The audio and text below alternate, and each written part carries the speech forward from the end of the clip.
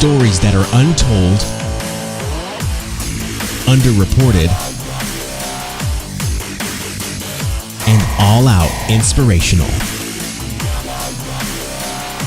Carey Pena reports. Hey guys, I'm Carey Pena. Thank you so much for listening to Carey Pena Reports on iTunes and Stitcher, and for watching our shows on YouTube and Facebook. You can find us at Inspired Media 360, and of course you can subscribe to all of our content at inspiredmedia360.com. This podcast right here is focused on people who have highly inspirational stories to share. And today we're talking about how to push yourself to do something that you might never have thought possible. Our guest, Kevin Cherilla, is the Cherilla. I said it wrong, didn't I? Mm-hmm. I practiced right before. What's up? And you know, I don't have any excuse. You do have an excuse because you're exhausted. You're just back from Tanzania, and glad to have you back on the show. I appreciate you having me. Thank you are the co-founder of K2 Adventures, and we're going to be talking about this latest trip and something really amazing that happened while you were there. But first, I saw a picture that you posted on Facebook, and it was 10 years ago that you were standing on the summit of Mt Everest. What was that like? Oh, it was absolutely amazing. Monday was my 10-year anniversary, and to climb Mt Everest was always one of my goals as a little kid. And, you know, to finally live that 30 years later when I had that as a little, third grader, and I was 8 years old and was told all about Sir Edmund Hillary. So to finally live that dream after climbing for 20 years and to stand on top of the world is kind of like our Super Bowl of mountaineering. Yeah. And when you see that picture of yourself, I mean, what goes through your mind about what you've been able to accomplish? Yeah, when I walked up onto the summit, I thought about a lot of things, my past, where I came from, my parents, my family, the people that supported me over the years, because you have to have great support in order to be in this world. And, if you listen to the naysayers all the time, you will never, survive in this industry. But when you surround yourself with great people that are positive like you and cheer you on, it makes it that much more fun. Most recently, you traveled with Tim Connors. And you had posted on Facebook about Tim saying 7 years ago, Tim Connors was diagnosed with cancer at the age of 15 when he was a freshman in high school. The cancer would lead to years of hospital visits, a bone marrow transplant, the inability to walk for several months, and the permanent loss of his sight. Yesterday at noon, Tanzanian time, I was honored to lead Tim, his father, uncle, and two of his best friends to the summit of Mt Kilimanjaro. What was that like? It was truly amazing. Tim came to Kristen and I about a year and a half prior to us going on this trip, and he needed help. He wanted help, first of all, with, hey, how does the nonprofit world work, and how can I raise money for four incredible organizations that saved my life? And then also, how can I, hire you to guide me up Mt Kilimanjaro? So when we started putting all the pieces together and we talked about the team and who that was going to be and what I wanted that to look like, and keeping it small and very supportive of, people knowing who Tim was, what his condition was like, and then also support him in his endeavor. So when Chris and I started working on all of the details, and as it got closer and closer, it was really fun to watch this team come together. His father was a part of it, and his father lost 60 pounds to be a part of this team. And you talk about a life-changing experience for him. Also, to be able to spend time with Tim in a setting that neither one of them are very comfortable with. His dad had to really learn and adapt and watch Tim suffer, and he had to watch him succeed. And, he had to support Tim along the way in a place that he had never been himself. And Tim's uncle, Bob McGowan, who is from, of all places, Cape Cod, lives right on the beach, at sea level, 60 years old, great guy. He's an internal medical doctor. And he wasn't a hiker either, but he knew Tim from day one when he was diagnosed at 15 as to all the things that have gone on with his body and how all the medications that Tim takes on a daily basis work. And, if medical things came up, he was there to be that support. Mm-hmm. And then to have his business partner, Robert Brace, and Robert's friend Alex Lerma be there as well, these are two 24-year-olds that support Tim 100% in what he was going to do. And we said from the very beginning, this trip was about Tim. Everything around it was about Tim. And, if Tim stopped, we stopped as a team. And that's just the way it was going to work.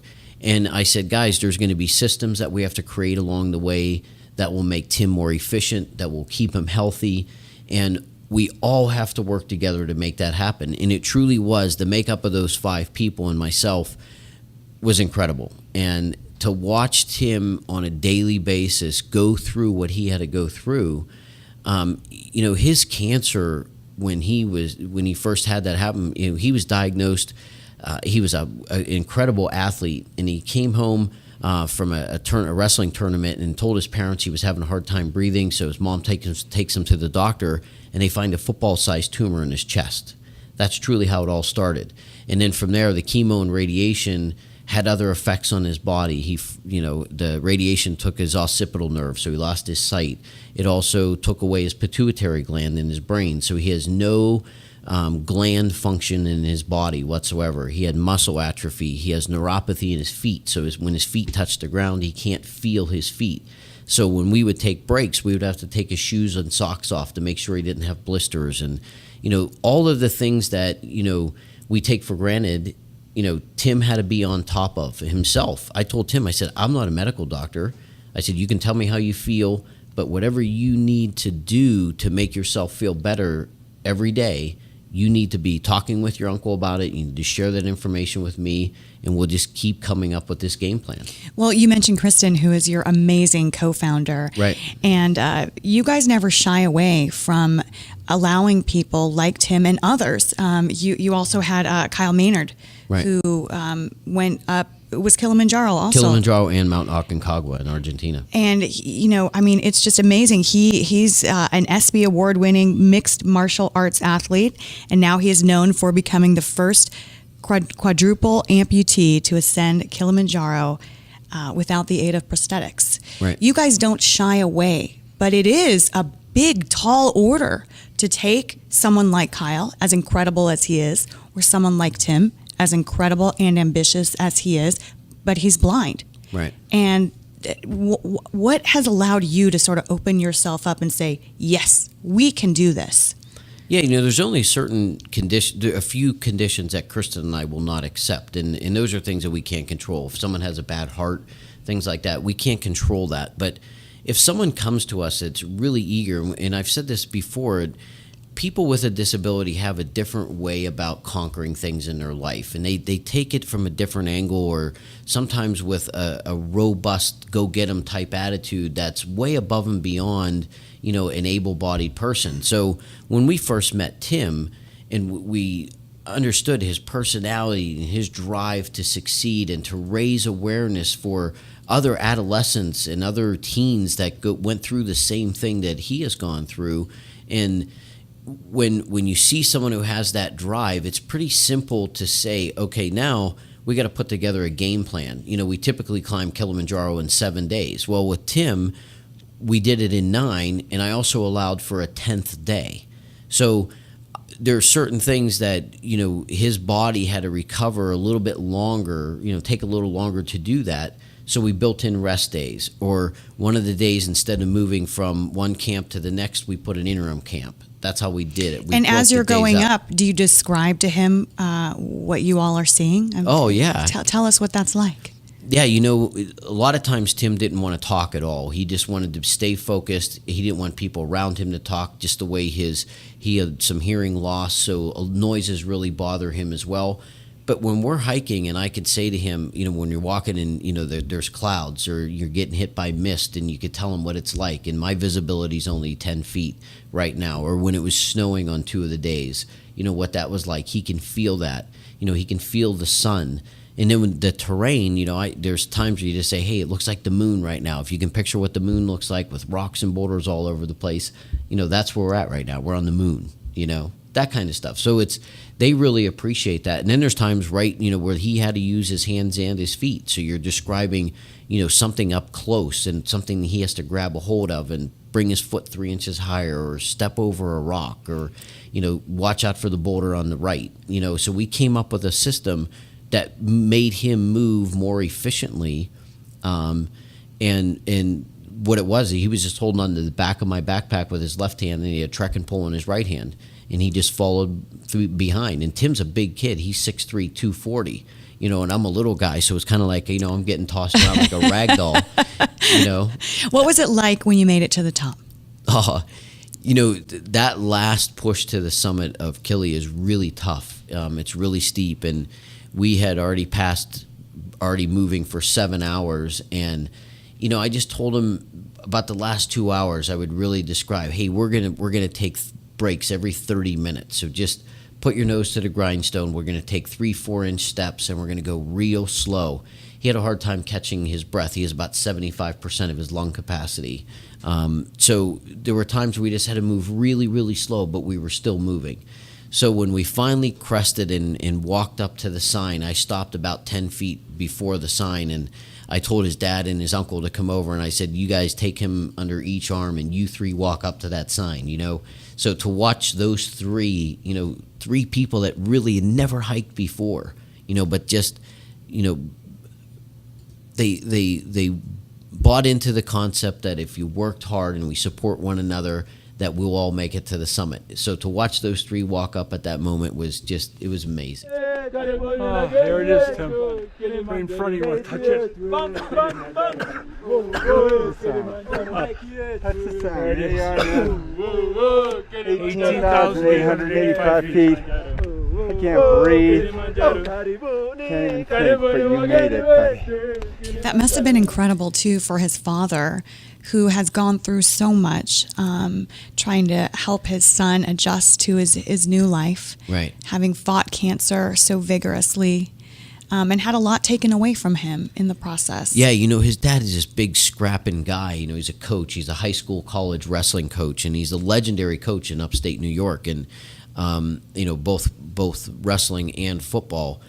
And to see a grown man like that break down and cry with his son, and even bring out the fact that no one knows what he and his wife Betsy had gone through for 7 years, that was really tough on him. And so there was a lot of emotion. I get emotional talking about this right now too, but when you're in that moment, and who knows, 7 years of flashbacks of all the doctor's visits and all the, when Tim was given his last rites to live, they didn't think he was going to make it when he was in ICU for over 100 days, on dialysis. That kind of stuff is, then to see a kid walk onto the summit with his dad was really, really cool. That is extraordinary. Yep.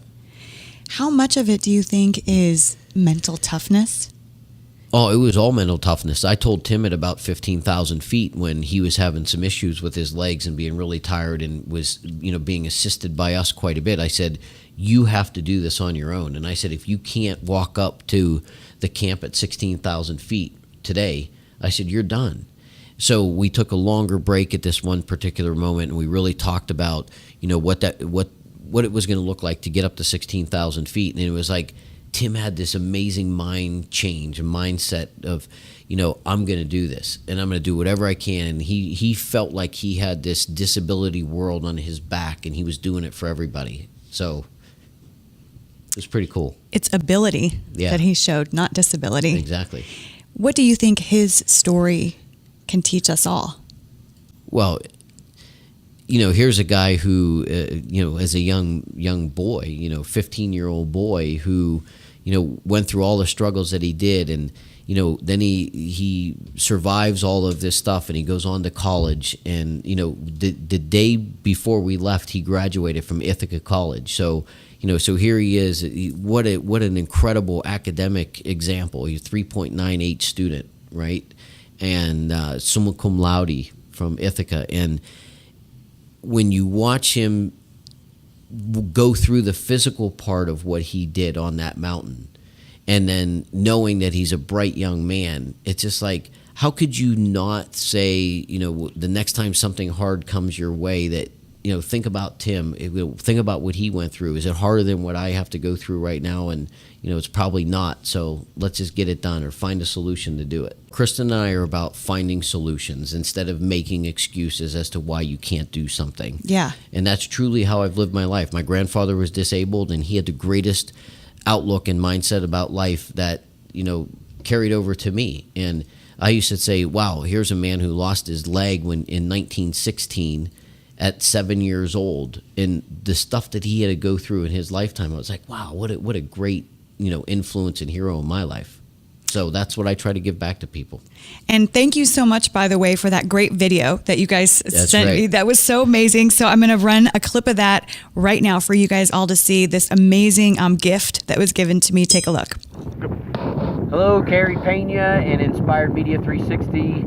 We are at the summit of Mt Kilimanjaro. I look forward to my interview on June 9th, and this one goes out to you.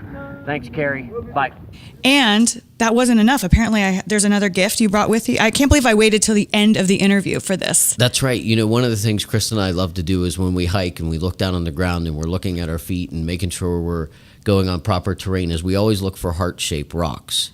So we call this the K2 Love. So we're going to pass a little K2 Love. After I made that video clip on the summit, I looked down and there was this rock. So I figured I'd bring it back. That is so amazing. Right. That's going to be my good luck charm. That's right. Put this on your desk, and it's not a great paperweight, but it's a little I love. love it. Little love for Kev, Inspired Media 360. Thank you so much. That is so amazing. Thank you, and tell Kristen thank you so much. You're welcome. And hopefully Tim and all of his friends and family will see this interview. And I just want to say, I'm blown away by the courage of this young man and the example that he's setting for so many thousands of people out there who could use a little boost. That's right. Tim's awesome. You guys are doing a great job. Thanks to everyone for listening and for watching Carey Pena Reports. Be sure to subscribe at inspiredmedia360.com. We have some exciting news coming up. We are about to launch another new show, and we'll be filling you guys in on that in the coming weeks. Today's show produced and engineered by Shannon Hernandez, brought to you by Inspired Media 360. Until next time, stay inspired.